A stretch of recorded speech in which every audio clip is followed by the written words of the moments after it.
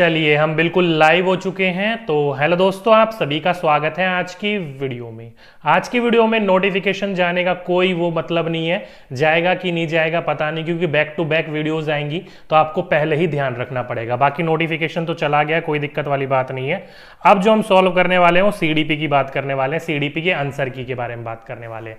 ठीक है, तो डायरेक्टली आंसर बताएंगे, कोई यहाँ पर डिस्कशन नहीं होगा कि क्या आपका डिटेल में होगा क्या नहीं होगा, बस आंसर को अपना नोट डाउन करते जाइएगा, बाद में हम डिटेल में बात कर लेंगे। आज केवल आंसर की के बारे में बात कर लेते हैं। ठीक है, चलिए तो पहला क्वेश्चन देखो क्या बोल रखा है कि एक खेल क्रिया के दौरान चोट लगने पर जो रोहन है उसके पिताजी ने उसको क्या कहा कि क्यों लड़कियों की तरह रो रहा है। तो सीधा सीधा कहां पर टाइप कर रहा है, ये स्टीरियोटाइप यानी कि रूढ़िबद्धता की तरफ देखने को मिल रहा है। तो सही आंसर क्या होगा, ये आपका ऑप्शन नंबर फर्स्ट इसका बिल्कुल सही आंसर होगा। जिस जिस बच्चों ने इसका फर्स्ट लगाया है बिल्कुल सही लगाया है। चलिए आगे चलते हैं, बस अपना आंसर को चेक करते रहिएगा। आज रहने देते हैं बाकी सभी की सभी चीजों को, आज कमेंट को छोड़ देते हैं। ठीक है, बस अपने आंसर को चेक करते रहिएगा। नेक्स्ट क्वेश्चन, एक प्रगतिशील कक्षा कैसी होनी चाहिए? तो ऐसा होना चाहिए जिसमें आपको ज्यादा से ज्यादा अपॉर्चुनिटीज मिले, और जहां पर भी मैंने आपको बोला था अपॉर्चुनिटीज की बात करी जाए वो आपका बिल्कुल सही होगा। तो ऑप्शन सी जिस जिस बच्चों ने लगाया है सही लगाया है। आगे चलते हैं, बहुत सिंपल क्वेश्चन थे, बहुत आसान थी सीडीपी, बिल्कुल लड्डू की तरह क्वेश्चन थे आपके, बिल्कुल पुराना पेपर की तरह ही था आपका। चलिए नेक्स्ट क्वेश्चन, एक गतिविधि के दौरान छात्रों को संघर्ष करते देख एक अध्यापिका बच्चों को संकेत और इशारे जैसे कि क्या, क्यों, कैसे, मतलब क्या कर रही है, आपकी मदद कर रही है। लीवाइगोस्की के अनुसार क्या कर रही है, स्कैफ फोल्डिंग कर रही है। तो इस हिसाब से ऑप्शन नंबर सेकंड जिस जिस बच्चों ने लगाया ऑप्शन नंबर सेकंड वो बिल्कुल सभी के सभी बच्चों का सही आंसर था। आगे चलें, देखो क्या बोल रखा है, हल्का सा धुंधला है कोई बात नहीं, मैनेज कीजिएगा। क्या बोल रखा है देखिए, बोल रखा है कि बच्चों के समाजीकरण के संदर्भ में निम्नलिखित में से कौन सा कथन सही है। ध्यान रखिएगा कहां की बात करी गई है, समाजीकरण की बात करी गई है, सोशलाइजेशन की बात करी गई है। तो विद्यालय में जो समाजीकरण होता है वो द्वितीय होता है यानी कि सेकेंडरी होता है, और परिवार में जो होता है वो क्या होता है, प्राथमिक होता है यानी कि प्राइमरी होता है। आपको मैंने मेन पेडागोजी में ये वाला पोर्शन करवाया था, चैप्टर नंबर 3, याद होगा तो ऑप्शन नंबर फर्स्ट जिस जिसने लगाया सही लगाया। आगे चलते हैं, देखिए क्या बोल रखा है, बहुबुद्धि का सिद्धांत जोर देता है। ध्यान रखिए क्या बोल रखा है कि बहुबुद्धि का सिद्धांत जो है वो जोर किस पे देता है। तो आप सभी को पता है एच गार्डनर ने जो दी थी, कितने प्रकार की बुद्धि दी थी, तो वैसे तो 9 प्रकार की है अपडेट करके, लेकिन एनसीईआरटी में 8 प्रकार की बोल रखी है, तो हम 8 प्रकार को ही मानेंगे, यानी कि ऑप्शन नंबर 3 जिस जिस बच्चों ने ऑप्शन नंबर 3 लगाया वो सही लगाया। आगे चलते हैं, आगे बोल रखा है लॉरेंस कोलबर्ग के सिद्धांत के अनुसार किस कार्य को इसलिए करना क्योंकि दूसरों की स्वीकृति, देखिए क्या बोल रखा है, दूसरे की स्वीकृति की बात करी गई है, दूसरों के यानी कि नाइस बॉय नाइस गर्ल जो मैंने आपको बोला था कहां पर होती है, तो ये सेकंड स्टेज का यानी कि सेकंड लेवल का 3rd स्टेज है, और सेकंड कितना आता है, कन्वेंशनल में आता है, यानी कि ऑप्शन नंबर सेकंड जिस जिस बच्चों ने सेकंड लगाया बिल्कुल सही आंसर लगाया था। ठीक है, चलिए नेक्स्ट क्वेश्चन, लीवाइगोस्की का सामाजिक सांस्कृतिक परिप्रेक्ष्य। अब अभी आपको पता है लीवाइगोस्की किसके ऊपर फोकस करते थे, सोशल के ऊपर फोकस करते थे। तो अंधाधुन लगाओ कल्चर टूल्स यानी कि ऑप्शन नंबर फर्स्ट जिस जिस बच्चों ने लगाया बिल्कुल सही आंसर लगाया। कमेंट पे कोई जोर नहीं दूंगा डियर, मैं बस केवल आंसर को ध्यान रखिएगा, आंसर क्या क्या है लगाते चलिए। जिन प्याजे अपने संज्ञानात्मक विकास के सिद्धांत में संज्ञानात्मक संरचनाओं को डैश के रूप में क्या करते हैं, वर्णित करते हैं। तो जिन प्याजे जो थे संज्ञानात्मक विकास में सिद्धांत में जो सामाजिक रचनाएं थी, जो संज्ञानात्मक संरचनाएं थी, वो किसके ऊपर करते थे, यानी कि जो भी आप देख रहे हो, सुन रहे हो, कर रहे हो, तो उससे आपकी क्या बनती है, स्कीमा बनती है, मानसिक संरचनाएं बनती है। तो ऑप्शन नंबर 4 जिस जिस बच्चों ने लगाया बिल्कुल सही लगाया। मैंने आपको बोला था ना, संज्ञानात्मक संरचना या मानसिक संरचनाएं को एक और नाम से जाना जाता है, किस नाम से, स्कीमा के नाम से, पढ़ाया था मैंने आपको अच्छी तरीके से, याद होगा। चलिए नेक्स्ट क्वेश्चन आपके स्क्रीन के ऊपर क्या बोल रखा है, जिन प्याजे के संज्ञानात्मक विकास के सिद्धांत में पूर्व संज्ञानात्मक कहां की बात करी गई है, सेकंड स्टेज की बात करी गई है, जिसको 2 पार्ट में बांटा गया है, 2 से 4 एक था, 4 से 7 एक था, और जिसमें किस प्रकार की चीजों का ज्ञान नहीं था बच्चे को, अमूर्त तो यहां पर होता ही नहीं है। ठीक है, यहां पर निगनात्मक सोच नहीं होती, इसके नेक्स्ट लेवल पर आती है, और ना ही यहां पर बच्चे के अंदर क्रमबद्धता का ज्ञान आता है। बचा आपका एक, और वही आपका बिल्कुल सही है, जिस जिस बच्चों ने सेकंड लगाया बिल्कुल सही लगाया। ठीक है, चलिए नेक्स्ट क्वेश्चन, विकास के संदर्भ में निम्न में से कौन सा कथन सही है। ध्यान रखिए कौन सा कथन सही है, बोला था ना मैंने आपको, सही और गलत को आपको ध्यान रखना है। ठीक है, तो विकास आपका क्या होता है, तो वो होता है मल्टी डायमेंशनल में होता है, यानी कि विकास क्या होता है, बहुआयामी होता है। तो ऑप्शन नंबर 4 जिस जिस बच्चों ने लगाया बिल्कुल सही लगाया। ठीक है, बहुत सिंपल पेपर था, कोई दिक्कत वाली बात नहीं थी। तो जन्म से किशोर अवस्था देखा होगा, मैंने आपको बोला था 4 अवस्थाओं में बांट कर जाता है, लेकिन यहाँ पर 3 ही दे रखी है। कौन कौन सी? पहला सेंसरी मोटर स्टेज आता है, दूसरा यहाँ पर इन्होंने पूर्व संज्ञानात्मक हटाकर मूर्त दे दिया और फिर अमूर्त दे दिया है, यानी कि ऑप्शन नंबर फर्स्ट जिस जिस बच्चों ने दिया है बिल्कुल सही है। पहले अमूर्त नहीं होता, पहले मूर्त नहीं होता, पहले अमूर्त नहीं होता, पहले संवेदी गामा होता है। जन्म से 2 वर्ष, याद आया होगा आप सभी को।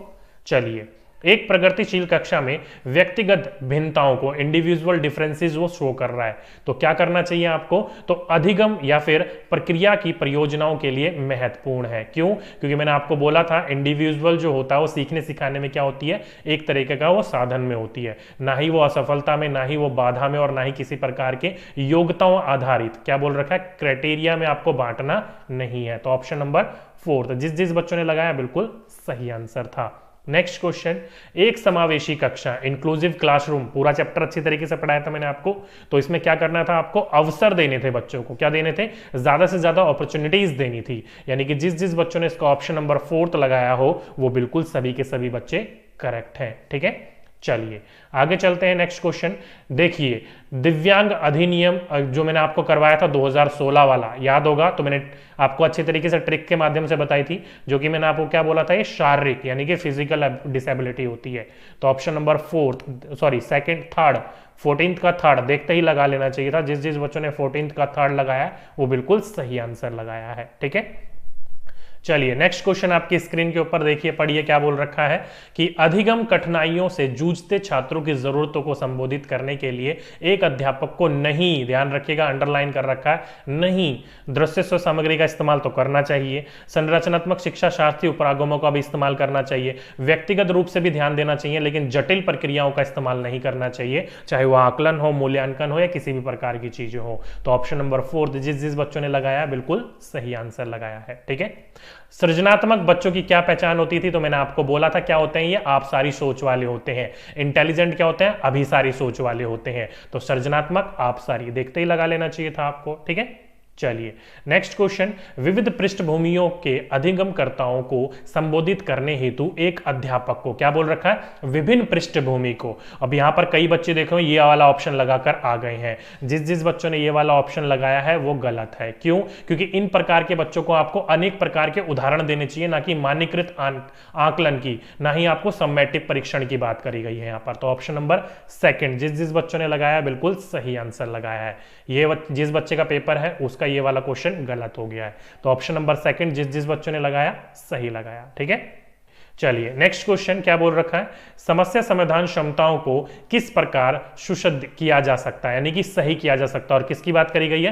प्रॉब्लम सॉल्विंग एबिलिटी की बात करी गई है। तो यहां पर क्या करेगा आपका, समरूपों के इस्तेमाल को बढ़ावा देकर क्या करना है, एनालॉजी को एनकरेज करके कर सकते हो आप। ओके, ध्यान रखिएगा, ना ही लगातार अभ्यास करवाना है, ना ही समस्याओं के हल हेतु अटल प्रक्रियाओं का इस्तेमाल को बढ़ावा देना है, और ना ही विद्यार्थियों के डर की भावना को, यानी कि इस्तेमाल को आपको क्या करना है, बढ़ावा देना है। तो ऑप्शन नंबर 3 जिस जिस बच्चों ने लगाया बिल्कुल सही आंसर लगाया है। ठीक है, किसी भी प्रकार से फिक्स प्रोसेस को इस्तेमाल नहीं करना चाहिए आपको। ठीक है, चलिए नेक्स्ट क्वेश्चन, अधिगम की अभिप्रेरणा को किस प्रकार कायम रखा जा सकता है? ध्यान रखिएगा, अधिगम की अभिप्रेरणा को कायम रखना है तो वो कैसे रखना है आपको, प्रवीणता अभिमुख लक्ष्यों पर जोर देकर। कैसे? तो ऑप्शन नंबर 2 जिस जिस बच्चों ने लगाया बिल्कुल सही आंसर लगाया, ना ही दंड देकर, ना ही आसान क्रियाकलापों में, ना ही याद करने, ये तो रोड मेमोराइजेशन की बात करी गई है। ठीक है, चलिए शर्मिंदगी यानी कि शेम। अब शेम क्या होता है? तो आप सभी को पता है किसी भी प्रकार की चीजों में